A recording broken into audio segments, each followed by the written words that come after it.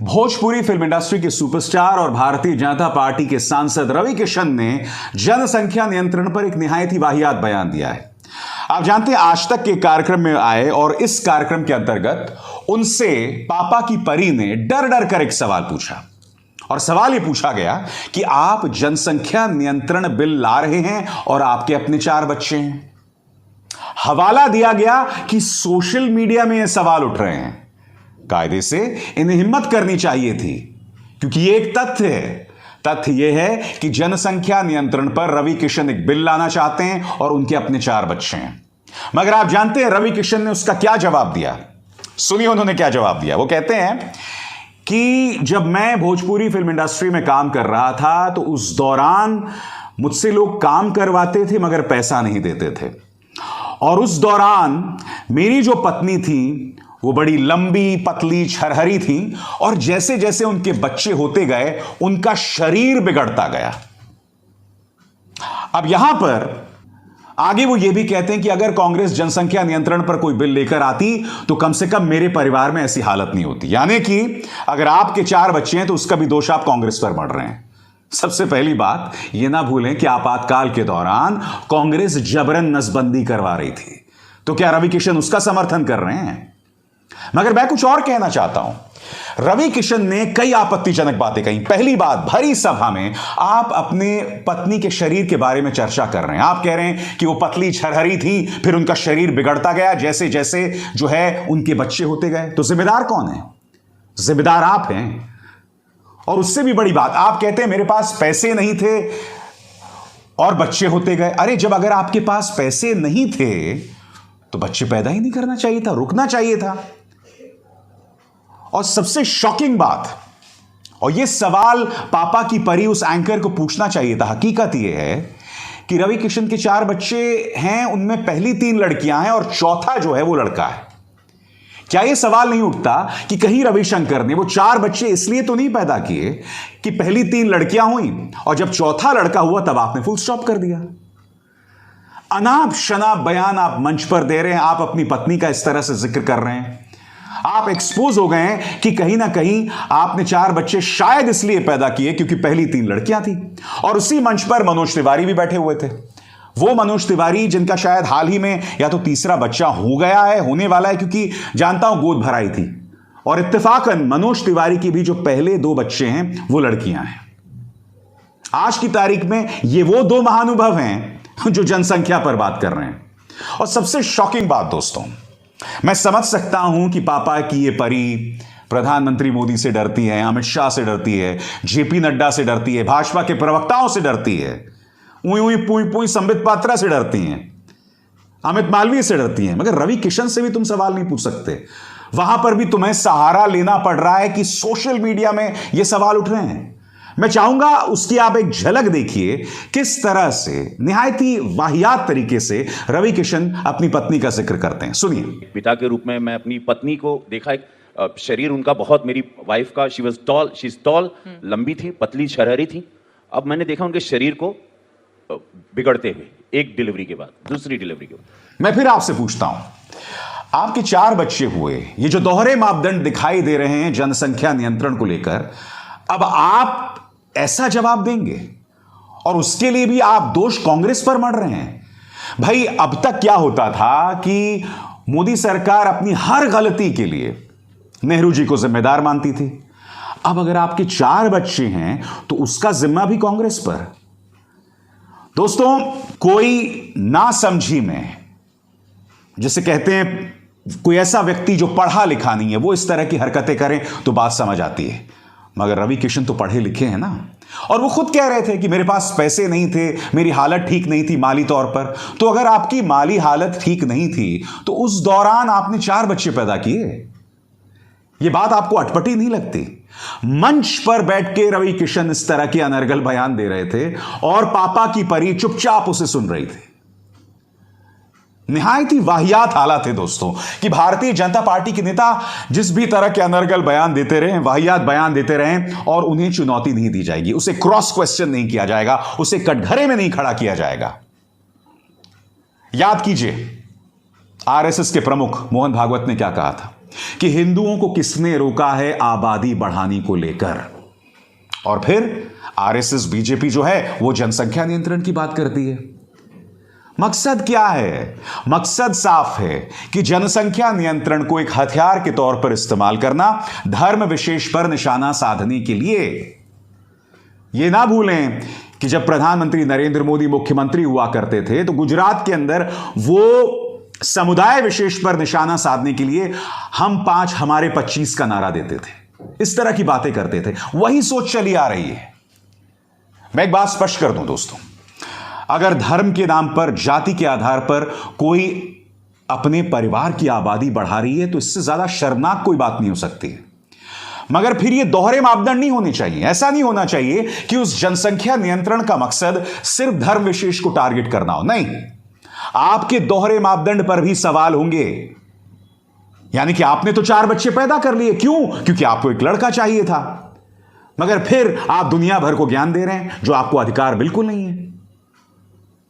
और मुद्दा सिर्फ रवि किशन का नहीं है। हमारे पॉलिटिकल क्लास में ऐसे कई राजनेता हैं दोस्तों जो अमीर रहे हैं, जो वेल ऑफ रहे हैं, मगर बावजूद उसके उनके कई बच्चे होते हैं, कई बच्चे होते हैं।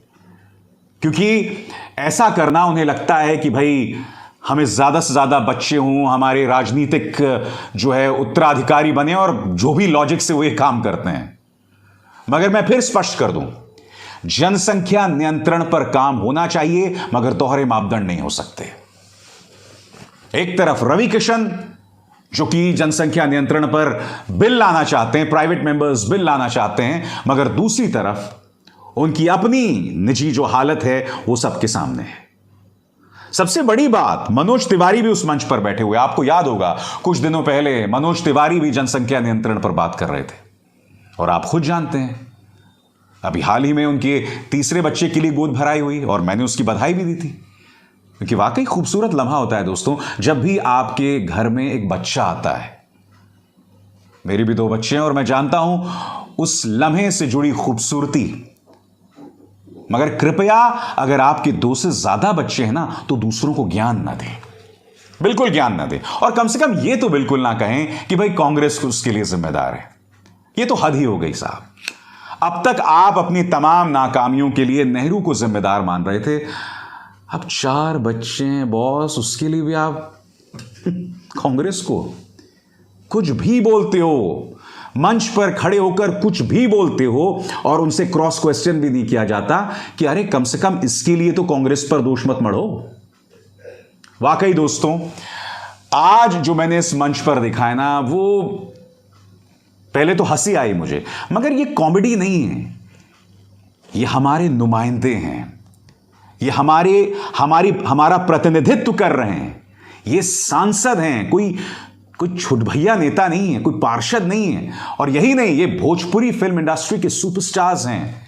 इन्हें कई लोग अपना आदर्श मानते हैं, मगर आदर्श बनने के नाम पर किस तरह की हरकतें, किस तरह की बातें करते हैं, उसकी मैं आपको एक छोटी सी झलक दिखा ही चुका हूं। वाकई बहुत ही वाहियात स्थिति है दोस्तों। अभिसार शर्मा को दीजिए इजाजत। नमस्कार दोस्तों, नमस्कार। हड़कंप मची हुई है बीजेपी के भीतर और उथल पुथल है कांग्रेस के भीतर। जिक्र गुजरात का नहीं, जिक्र हिमाचल प्रदेश का है। हिमाचल प्रदेश का समाज बहुत सिमटा हुआ है। बहुत कम वोट हर विधानसभा क्षेत्र में होते हैं। लोगों के संबंध आपस में बड़े प्रगाढ़ होते हैं।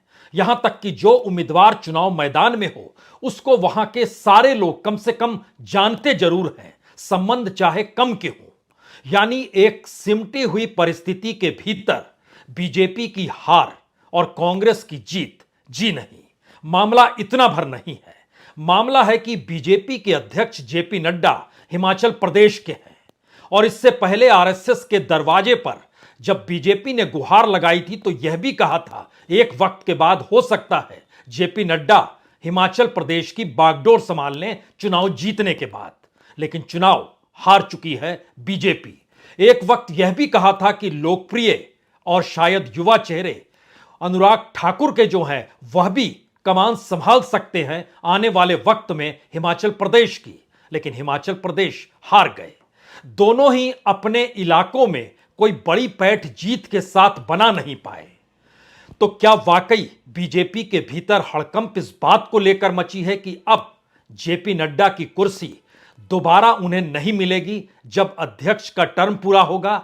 पहला सवाल यह है। दूसरा सवाल, जब मंत्रिमंडल विस्तार होगा तो क्या अनुराग ठाकुर की कुर्सी भी चली जाएगी या फिर मंत्रालय बदल जाएगा? यह दूसरा सवाल है। एक तरफ हड़कंप है और दूसरी तरफ उथल पुथल यानी कांग्रेस का जिक्र है।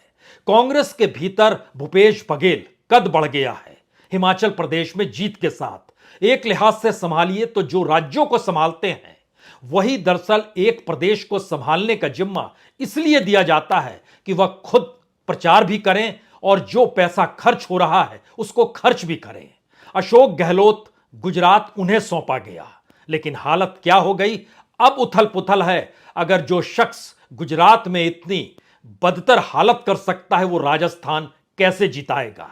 तो क्या पत्ता कटेगा गहलोत का और परिणाम है हिमाचल प्रदेश का, जहां पे हिमाचल प्रदेश की बागडोर को कई मायने में प्रियंका गांधी के साथ संभाल कर घूमते हुए भूपेश बघेल ने अपने कद को न सिर्फ बढ़ाया बल्कि छत्तीसगढ़ के भीतर जो भी राजनीतिक प्रयोग उन्होंने किए इसकी खुली बखान उन्होंने हिमाचल प्रदेश के भीतर आकर की। लेकिन सवाल इस बार सिर्फ इतना नहीं है, सवाल तो आरएसएस का भी है जो नाखुश है हिमाचल में आप कैसे हार सकते हैं।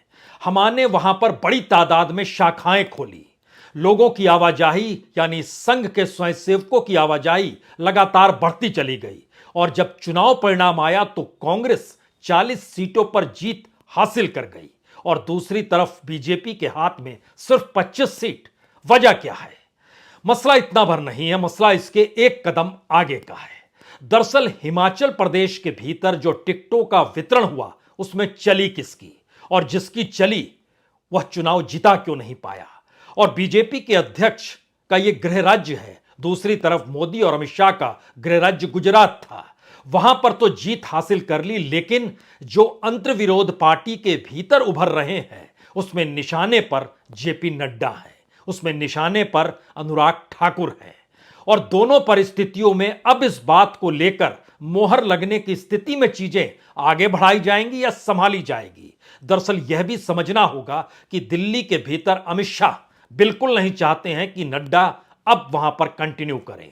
वो अपने शख्स को चाहते हैं, अपने तरीके से चाहते हैं जो अध्यक्ष पद संभाले, क्योंकि सबके सामने 2024 है और संकेत बहुत साफ है कि 2024 को लेकर जितने संवेदनशील प्रधानमंत्री नरेंद्र मोदी हैं उन्हें भी पता है 2024 की परिस्थिति शायद उनके लिए भी जीवन मरण का सवाल है।